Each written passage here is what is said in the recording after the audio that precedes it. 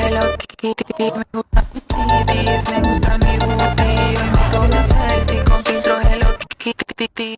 Hello, everyone, and welcome to episode 8 of Dangerous Minds podcast. I'm super excited to be here. I am Courtney with Reckless Cards, and this is my gorgeous, stunning, yellow banana friend, Sarah. Wow. From I say I look like a banana, and you're going to put me on blast. You I said it. even have a stem. You're the cutest banana I ever saw. So, I want to be the Fortnite banana. oh yeah, that's a good one. Okay. You can tell we have children because I probably wouldn't play Fortnite without children. So today I am starting my one of two, potentially three. Listen, guys, I have 13 pages just from the first one. This is a big one. If you grew up in Chicago, actually, if you are a baseball fan, even if you're like a casual baseball fan, you have heard this story, and we are definitely diving into it. This week's episode is the 1919 Black Sox from Chicago, episode 1 of 3, The Fix is In. That is what I am titling this episode.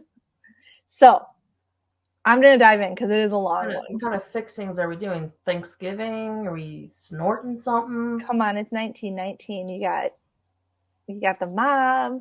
This has it all. It's got mafia, it's got money, it's got scandal, it's got betrayal, everything. There's no murder.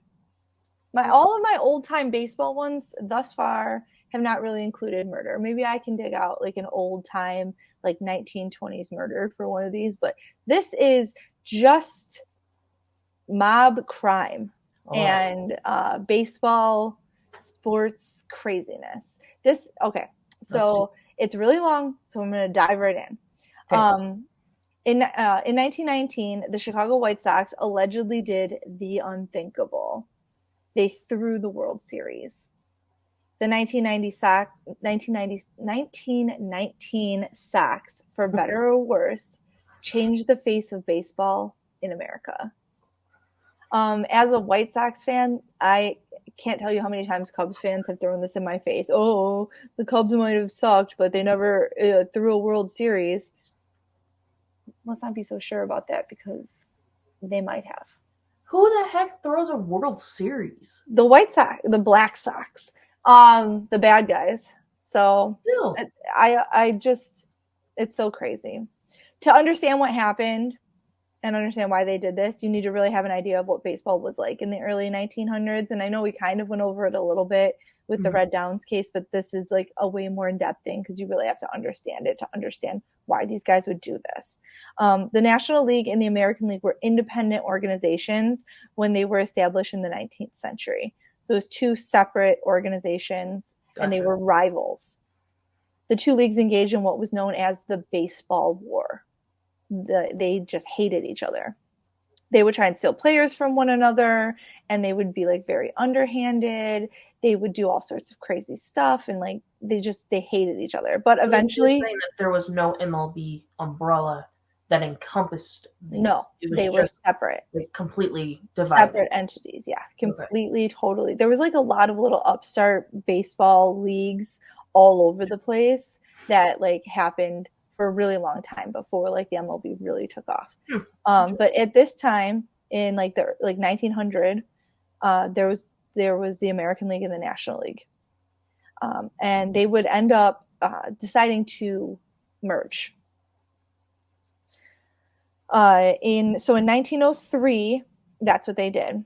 A national agreement was set up creating the National Baseball Commission, made up of the president of each league and a permanent chairman that would kind of govern the game, and the very first World Series was born.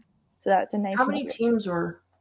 Do you know how many teams were? There were 8 on each, so 16. Okay. So it was small. Yeah. And some of them came and went. So to start with, and it was 4 to start. They were very small, and they kept getting added. Just curious, having all these chairmen and presidents, how many? Well, there was one guy owned 3 teams. Oh, okay, gotcha. Yeah. Okay. So considering the origin of the American baseball was founded on rich businessmen fighting over working men, the fact that it took less than 20 years for a scandal to rock the foundation of the entire sport, it's not very surprising. It was like 1903 to 1919, and all hell broke loose. Wow. So in America in the early aughts, boxing and horse racing were actually the sports that most people followed. So there wasn't football. Football was looked at as like really gruesome, and people were not into football the way that they are now. It was boxing, horse racing. Boxing's kind of gruesome. You would think, Yeah. but it was really it was very chic to go to boxing matches. You would see celebrities sitting ringside. Right. I mean, really think about Frank, as things went into the 50s and stuff. Boxing was considered pretty glamorous. Gotcha. I think that had a lot to do with the mafia, which we're going to talk about in the next chapter of this. But baseball was considered a working man's game. It was cheap. Back in the day, there wasn't air conditioning. So if people were if it was a hot summer day, you don't want to go sit in one of the penny theaters, whatever, you'd go pay a nickel and sit outside in the sun and watch a game and be a little cooler than, being cramped. And it was affordable entertainment.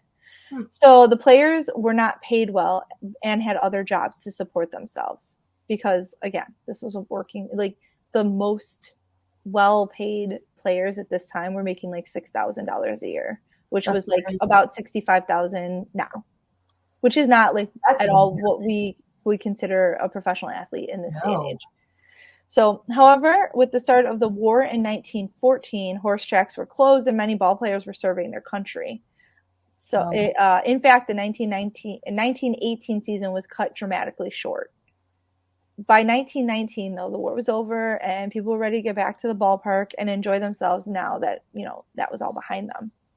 So enter the 1919 Chicago White Sox, fresh off an incredible season, which was their 19th in the American League. They had won the World Series in 1917. They were considered one of the greatest teams to ever play the game, this team together. They won 88 games to advance to the World Series against the Cincinnati Reds. Dang. The game was significantly different in the early 1900s than it is now. Pitchers were the star. Now it's the hitters.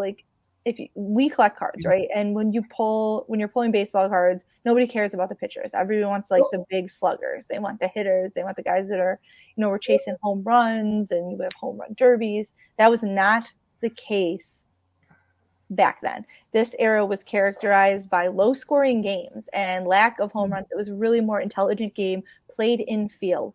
So there was very little home runs at all.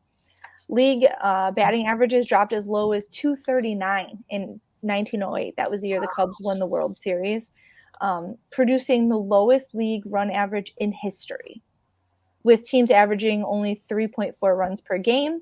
They played in big, huge, spacious ballparks that limited hitting power. So they weren't hitting far, and when they did, the ballparks kind of prevented them from being anything exciting anyways. Weird. It was called the dead ball era. The ball used then was dead, both by design and from overuse. Remember, these balls were handmade and mass produced. So they were very expensive because they were made from leather and hand stitched. And the team would use the same ball over and over and over again. So it would kept getting softer, and the pitcher could kind of mold it. They would make one side flat so they could pitch it different ways. And in addition, ball scuffing and the spitball was not against the rules during this period. Now, a spitball is when you spit on the ball, you could add Vaseline. They would put mud on it, anything to kind of change the trajectory. Was it talking now, or they use chalk or whatever? Yeah, and that's even their so it was pretty lawless time in the history of the sport. People just did whatever they wanted. Baseball was growing in popularity, though, with the merging of the AL and the NL and excitement over the World Series. As in any time in the past, with the rise in popularity of a sport or anything, the rise in people trying to make money off of it was a parallel. So as you see, everything, sneakers, cards, video games, anything you see where all of a sudden it's very popular, you see an influx of people trying to cash in on that popularity. And that happened.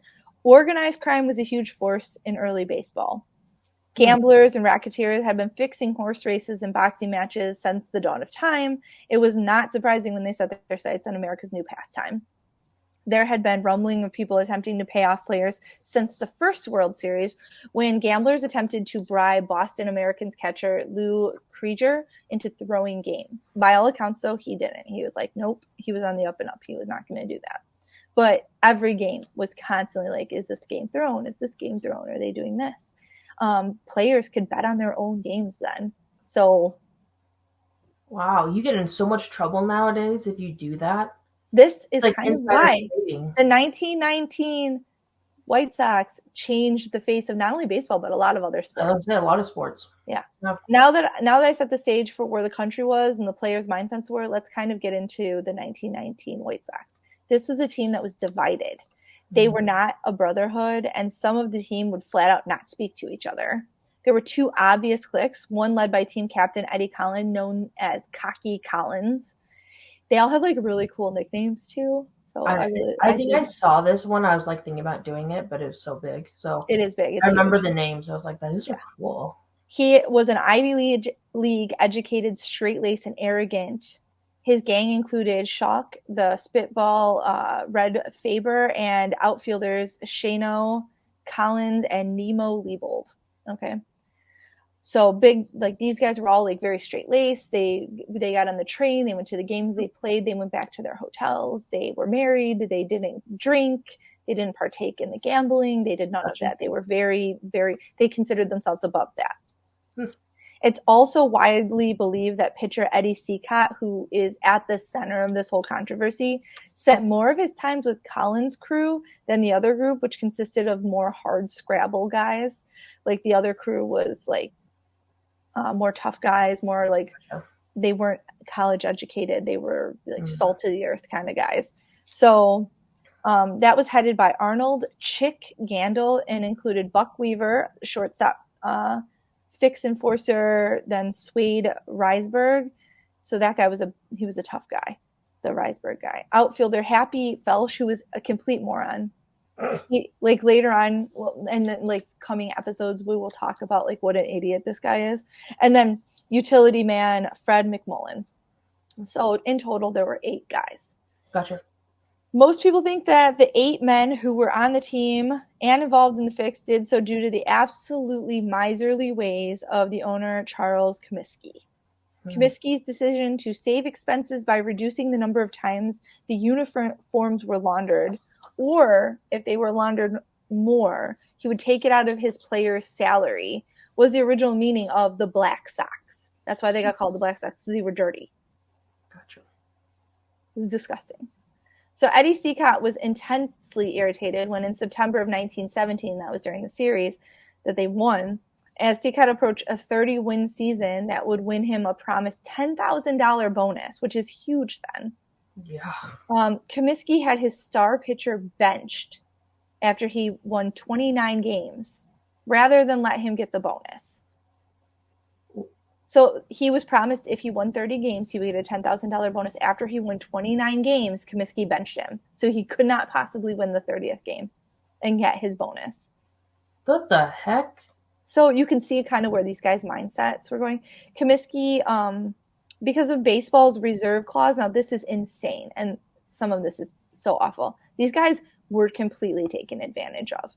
Because of baseball's reserve clause, any player who refused to accept a contract was prohibited from playing baseball on any other team. So like if you didn't like the contract you had, tough shit. You had to play on that team.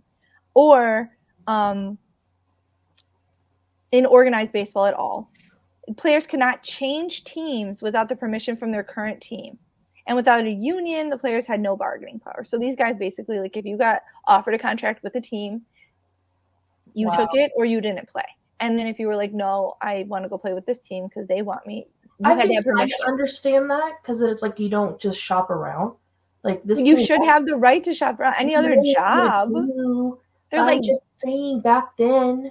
I get it, but I don't get it actually. It was horrible. And while Comiskey was really no worse than any of the other owners, like they were all doing this shit. Like all of them were just. I'm just trying to put a wrench into your story. You know that. I know. You're so.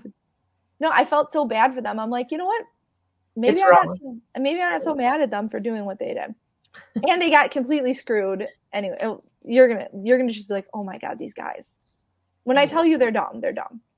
In fact, the Sox were actually the highest paid roster in the league at that time, and he was an absolute miser. He has been labeled as a tyrant and a tightwad whose perennial practices made his players willing to sell losses for money. Like, they basically were like, which I feel like should have come back to bite them in the end, but it didn't, and you'll see why. There's so much like we have to like build up to, and then I'm gonna end it before you find out the outcomes. So you're gonna be like, no. Great. But I'm just warning you in advance. I really want to reiterate that the players were not paid like they are now, and so they weren't, and they also weren't like honed athletic specimens we see these days. These guys weren't coming out ripped. Nobody was taking, like, you weren't worried about people taking steroids. They just did not care. They were eating bad food. They were smoking. They were drinking. They were carousing. This was not like the athletes of today's day and age. Some of these guys would party. It was a time when libations flowed, and as we see from a couple of cases already, people were really drinking themselves to death. So it was a wild time. Sounds like a good time. They were here for a good time, not a long time back then. So as gambling on baseball became more and more prevalent, you would start seeing gamblers, bookies, and racketeers following the teams around on the trains from city to city, right? Yeah. Most of these low-level bookmen didn't have the means to really pay these guys to throw a game like what we see with the series. They couldn't afford to like throw the game that way. But what they could do is buy them drinks and get them rip-roaring drunk to ensure that they would have a hangover the next day. In fact, a lot of these traveling gamblers had been former ball players themselves, and a lot of players were known to gamble, like I was saying. Wow. So they would like buy them drinks. They would take bets back and forth. They knew their weakness. Yeah. Yes. According to his own admission, eventually, Chick Scandal admitted to being the ringleader of the plot that would make baseball infamy. So Chick, remember that name, Chick Scandal. He reached out to a small-time gambler named Sport Sullivan. He told Sport he felt like he could get the series in the bag. So it goes back and forth. Like Scandal, like he said that he was the ringleader, and then he said that Sport came to him. So his story kind of changes. And the confessions that were made have ended up getting stolen. So how does it just get stolen? It's wild. So he told Sport he felt like he could get the series in the bag. Scandal, sick of the low wages, felt several of his teammates on the Sox were envious of the $10,000 payoffs rumored to have been paid to certain members of the Chicago Cubs for dumping the 1918 series against the Boston Red Sox. So all those Cubs fans who've given me crap every year about the 1919 White Sox, the Cubs were rumored to have done the same thing. They were smarter and they didn't get caught. But it was well known, allegedly, amongst the players in the leagues that like this was going on. And if you wanted a payout, you found these gamblers with the big bankrolls and you talked to them about setting this up. It sounds like the Cubs started the ripple effect. I mean, it's been going on, like you heard from 1903 with the first one where they're trying to dabble in there. But the Cubs one, that was the one where like people heard that they got paid like bank to do it. So he considered it general knowledge, and since there were no punishments, he felt he had low risk of discovery or any kind of repercussions from doing this because the Cubs got away with it. So after speaking with Sullivan and determining they could do it for about $80,000, which is $1.4 million now, and 7 to 8 players, Chick started speaking to his teammates. He spoke first with Cincinnati. Chick knew Cincinnati had some financial troubles. He had purchased an expensive farm in Michigan. At first, Cincinnati was against the plan. Like I said, he hung out with those straight-laced guys. Mm-hmm. He considered himself respectable. He was a starting pitcher on like a pennant-winning team. But he finally came around with the understanding, he was the smartest one out of all of them, that he would be paid before the first pitch of the first game of the series. He's like, I want my money in advance if I'm going to do this. Like, I'm only going to do it if you pay me in advance. And they need the pitchers because, remember, pitchers are what make or break the game. And you will see there was a pitcher that didn't get involved in this, and it did change the course of how this was going. He later said that after the meeting with the gamblers and Chick, he went back to his hotel room to find $10,000 under his pillow in his hotel room. Like, it was just there. I want that to happen for me. Yeah, well, I mean, you have to be a criminal. Well, He said, oh, I want to be paid first, and they're like, done, and they gave him the $10,000. It's kind of creepy too. Yeah, it's very like. Remember, these guys, they're not even to the level of the like organized crime. These are just like low level bookies at this point that they're dealing with. So Seacott was followed by Oscar Happy Felch, the dumb guy, shortstop Swade Reisberg, like he's like the Swede. He's like he ends up being like an enforcer later on, and a utility infielder Fred McMullen. They said they were in. Gandil knew that they would need pitchers. Remember, it's a pitcher's game. He recruited Claude Lefty Williams and spoke to third baseman Buck Weaver. Buck was part of Chick's gang, but vehemently declined to participate. He said he absolutely would not do this. No.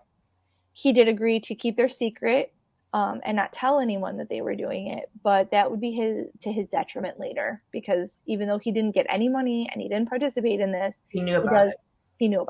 Yeah. Lastly, Chick went after the Sox only power hitter, Shoeless Joe Jackson. Shoeless Joe Jackson ends up being like the reason that people, I think, even still talk about this, aside from like, I think like rules get changed all the time due to like things that players do. But Shoeless Joe was such a like sympathetic character in this, and they like the Field of Dreams.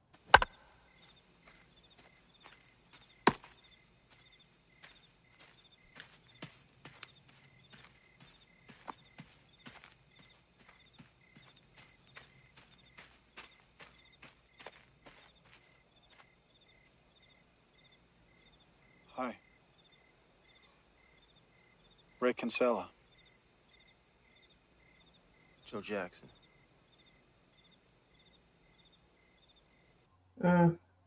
Everything like the 8 Men Out. He gets portrayed as like he was illiterate. He kind of gets portrayed as like that he was bullied into this, and also people, even though he admitted that he did it like in front of people, people still like question whether or not, because he played really well during the series, but when he didn't play well, those were the games that were supposed to be fixed, like officially. So gotcha. It's questionable. Again, all of this is like they recanted. Some said they did it, and the confessions were stolen. So Joe would later say he never went to a meeting, but he was promised $20,000 to participate. Lefty would later confirm what Joe said. So basically, Lefty was like the go-between between Joe and the rest of the guys, because he would never go to any meetings, but Lefty would just like tell him what happened and bring him his money, basically. So the problem for Sullivan and Chick at this point was that it was really funding the rest of the men after Seacott, because Seacott got his 10 grand, but these were like low-level bookies. They didn't have the kind of money that they needed, like I said.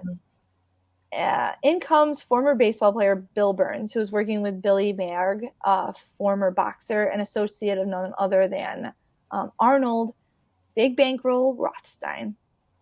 Now, Sport Sullivan and Marag had a meeting with Rothstein at one of his horse tracks to try and get their deal financed. According to testimony and witnesses, Rothstein loudly and exaggeratedly turned the men down. Like he was like, absolutely not. I would never, ever think of fixing a baseball game. This is nothing that I would do. That is America's pastime. He was like over the top about it. However, almost everyone believes that was just like he did that for plausible deniability. Like, right. He was acting. He absolutely was going to do this. So it is believed that Rothstein did in fact fund the 1919 series Scandal. It is also believed that he placed bets on this series of up to $270,000, which is about $8 million. So he bet about $8 million. So crazy. With the Reds being with heavy underdogs, the payout on those bets would be just like insane. Like I can't even fathom it. Whoa. Right. So now that they had secured the funding and had the players in line, the game was really about to begin. This is where things start to get really murky and fingers started to get pointed. According to some people, Sullivan took the initial money meant to pay the players and placed his own bets, giving them only $10,000 of the $40,000 that they were like initially given to start. He allegedly told them they would be paid $20,000 per loss and a lump sum at the end. So basically, like, it's just like all of this, like, oh, every time you lose, I'll give you guys $10,000 to split amongst each other. And then at the end, whatever's left over of the money we promised you, you'll get it then once you lose the series. But now he was given $40,000 and he only gave him $30,000 of which or $10,000, and then he took $30,000 and made bets with it, which you'll see later he loses with that money. So others believe Sullivan gave the money to Chick. So this is what the other side of this, because there's so many different stories. So others believe that Sullivan gave the money to Chick, who actually shorted his teammates. Like he kept the money for himself and only gave them the $10,000. When all is said and done, some of these guys would get none of the money that was promised them, and some would only get a small fraction, smaller even than the bonus they would have received had they just won the series. So some of the guys that involved, and all of them would lose their baseball career. All of them. So, however, on October 1st, 1919, the 7 men who agreed to this endeavor stepped onto the field, not knowing that they were about to completely change their lives and not for the better. Arnold Rothstein listened to the game from a hotel in New York. So basically he set up at this like bougie ass hotel where they had the radio on, and like the staff there would just like tell you play by play what was going on.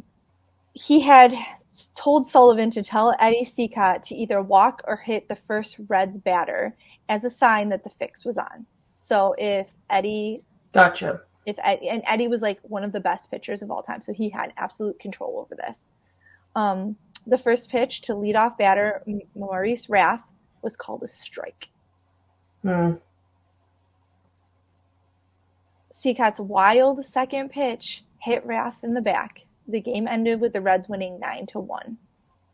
With the Sox losing so terribly after being such favorites, Comiskey asked team manager Kid Gleason if he thought the team was fixing the game. Gleason sadly thought they were.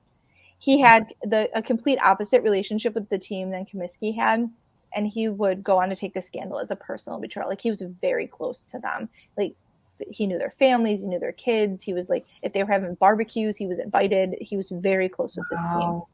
So he took the scandal as a personal betrayal, and it would ruin his love of the game for years. And he would come back eventually, but it really kind of destroyed him when this happened. Lefty Williams was the starting pitcher for Game 2. Known for his control, he went on to walk 4 batters. Sox catcher Ray Schalk, who was part of the straight and narrow group, was furious. He complained to Gleason that Williams was crossing pitches, which is like if you cross a pitch, it's like where you give one sign, but then you pitch something else. Yep. And refusing to throw a curveball. Like, he would not throw a curveball to save his life. After the game, the guy, and also there was like rumors, which everybody denied, but like a lot of people said happened, that that Schalk and Lefty Williams got in an actual physical altercation because he knew he fixed the game. After the game, the guys who were promised $20,000 only received $10,000. So they're already getting shorted. I wouldn't continue with it then. Just wait. Before the next game, Sullivan and Burns asked Chick what the plan was. And he told them, so Burns and Sullivan are the bookie guys. They asked Chick, who's on the team, what the plan was. He told them that they were going to lose again, even though he wasn't sure, as several of the guys were getting mad about not being paid and were feeling double-crossed. Sullivan and Burns bet $20,000 on the game.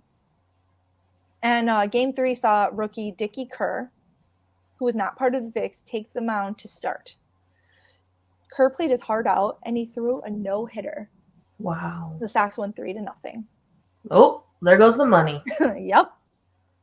Before the $20,000. Yep. So before Game 4, Chick threatened Sullivan that if he didn't have the $20,000 before the game to fix, the fix was off. Like, the guys were done.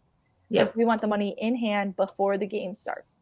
So he managed to get the money just in time. Cicotte made 2 fielding errors, and Williams started. The Reds won. According to Williams' later confession, he picked up $5,000 and then an additional $5,000 for Jackson. But he never knew what happened to the other $10,000. So he doesn't know if Chick kept it or if it actually went to the other guys who were supposed to be getting paid. So now we are 4 games in, and they have lost 3 and won 1. Yep. So game 5, Felsch missed 2 important catches that allowed 3 runs, costing the Sox yet another game. This time the gamblers did not come through with the money again. And you're probably thinking, who cares? The Reds won 4-1. They, that's it. That's the series, right? They have the deciding numbers. And if it was today's game, you would be correct. But in 1919, the World Series was 9 games long. Jesus. Like, could you even imagine? No. 9-game World Series. And the players were mad. They were big, big mad. So they made the decision unanimously to just like stop the fix. They were like, we're done. We didn't get paid. We're like losing our reputation. We're like missing easy plays. I'm done doing this. So they went on to win game 6, 5-4, and game 7, 4-1. So that just shows how good this team was. Right. That they were clearly, because when they were pissed off, they like won 2 games in a row, no problem. Right? They're like, we're going to decide to win, and they won. At this point, though, these men seem to have forgotten that they made a deal with actual members of organized crime. Like these little mini bookies that they're dealing with are like Arnold Rothstein was no one to be trifled with. This is the guy funding this, right? Whether or not his little bookies are giving the money out properly, he does not care. Right. He gave it. He gave you 80,000, and some people said 100,000, depending on who you're talking to. So between $80,000 and $100,000, it's like $1.5 million in this day and age. And he expects the fix to be in, right? Yeah. So Rothstein was one of the wealthiest gangsters in U.S. history and is widely considered to be one of the founding fathers of organized crime in the United States. Wow. He had a reputation for brutally collecting debts owed to him. He often stood on the corner surrounded by his bodyguards, just doing his business in the middle of the street because he did not care. He was not scared of anyone. Wow. Which he ended up getting murdered, so maybe he should have been a little scared. Oops. So Rothstein was one of the most powerful criminals in the country, and he had forged a large criminal empire with police and politicians in his pocket. He was also mentor of future crime bosses like Lucky Luciano, Meyer Lansky, Frank Castillo, and Bugsy Siegel. Wow. And numerous others. So, like, this guy was a big-time guy. Like, you do not mess with him or his money. And you don't just be like, oh, I'm not going to do this. For a time, he was the largest bootlegger in the nation and fixing a baseball series was, like, one of his minor endeavors. This was just, like, an afternoon, you know? Afternoon. He's like, you know how many boxing matches and horse races, like, I've completely fixed? Like, one World Series is nothing. So there are unsubstantiated reports, okay, that Reinhold knew Williams was the starting pitcher for game 8, and he told Sullivan there would be no game 9. He was like, that Rothstein said that. He's like, there will be no game 9. You need to deal with this, to Sullivan, his little, like, henchman. Rothstein was like, there's not going to be a game 9. They're going to win this. They're going to lose this game, and that's it. So allegedly, Lefty Williams, because he was starting, was threatened by some of Rothstein's henchmen. He was told that if he didn't lose, they would kill his wife. Jeez Louise. So going into game 8, you know, the starting pitcher is like threatened that his wife is going to be murdered. But you made a deal with the mob, basically. You made a deal with the devil. You knew what you were getting. Like, maybe they didn't, because they're like out in Chicago, they're not dealing with this, and they're just like, hey, this is just money, you know. Cincinnati went on to win the game and the series 10-5. So, you know, guess Lucky loves his wife. So, jeez. For Williams, who was undoubtedly in on the fix, it was his 3rd loss in 3 series, and his like reputation was destroyed. Yeah. At the end of the series, most people were certain it had been fixed. The rumors began to fly. How had this incredible White Sox team lost to a subpar team like the Reds? Like, there was no chance that these guys should have won. People are like, oh, they played really well. You know, like the people who wanted to believe that it wasn't, they said the Reds played really well. It was just the Reds fans. The Reds fans. People who loved the Sox and didn't want to believe that they would do this. Yeah. No one was talking, but the players who were not properly compensated were mad. By the end of this, the entire structure of baseball would be completely changed. it would take years to sort all of this out, because in addition to the fix, there was a second and arguably just as significant scandal, the cover-up. The cover-up was far better organized than the fix itself. Like, these guys were smart and knew what they were doing. It involved owners, managers, players, and with just a couple notable exceptions, the press as well. Wow. A lot of people had an interest in preserving the public's faith in America's pastime. And that is where I'm going to end it, because next week we will get into the fallout of all of this and what happened and why it happened. And then maybe even some of the minor insignificant people, like some of the boxers that were like on the take from, you know, the mob and everything, Gotcha. because there's so much more involved in this. And wildly enough, it was a Cubs game getting fixed that took down the White Sox. So it's so crazy how things come around in full circle sometimes. It's just like, yeah. It was such an up and down story too. Like when they're like, they lost, and then like the young, you know, up and coming pitcher comes in and he's like, I'm gonna win this for us, and he does, but he doesn't. Like, if he knew what was going on with the fix, which people said that he didn't, he thought he was coming in to win one for his team. He didn't know that he was causing like problems for his teammates, who, you know, arguably were doing something terrible. But I can understand why they went through with it, especially being, you know, you could be attacked by the mob. Like, I totally get it. But you can't be, it's still the mob. So you can't be mad at the mob because they didn't pay you either.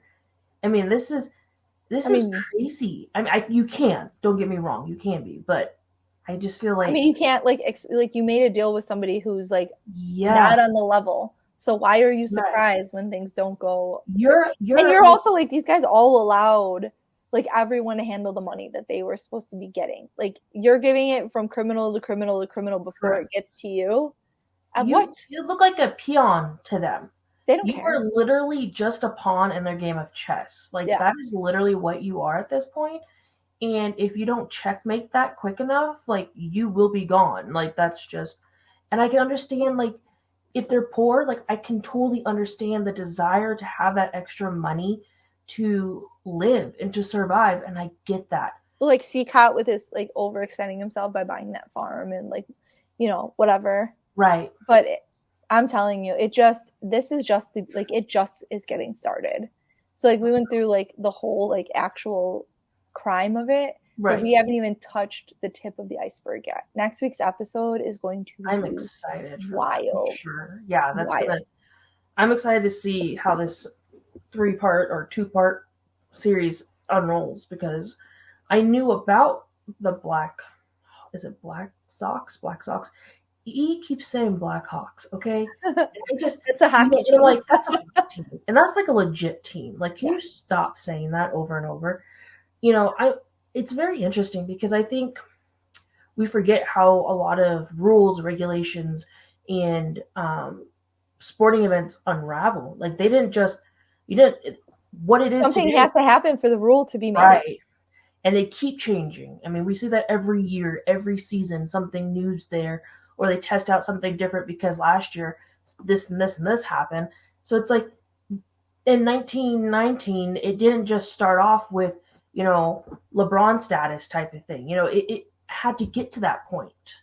This might be the first one that I'm not going to be able to just like afford all the cards right away for too, because these like some like Shoeless Joe Jackson, his cards are insanely expensive, and like even Buck Weaver, who turned it down and didn't participate, his cards like a PSA an SGC2 was like $500. I was like, damn, like, these are like legit expensive cards. I'll make a card. I'm like, reprint, yes, yep. Please. Stick their faces on there, you know. Sounds good. I'll take some tea bags to it and I'll make it look old and authentic. Like, this is real. This is a real card. I'll burn the edges so it makes it look like it's a little more wrinkly, you know. Yeah, put it in a bike spoke and ride it around for the day. I used to do that in like middle school for like projects and whatnot. I used to love doing that. So yeah, just age stuff. I will create a card for this one. All right, guys. I know this was a really long episode, and the next one's going to be long too. So I apologize, but I hope you enjoyed it. And if you want to find out what happened, what the fallout was, what the 2 trials that happened, how they turned out, come back next week. So Yes. bye, everyone. Stay safe. Me gusta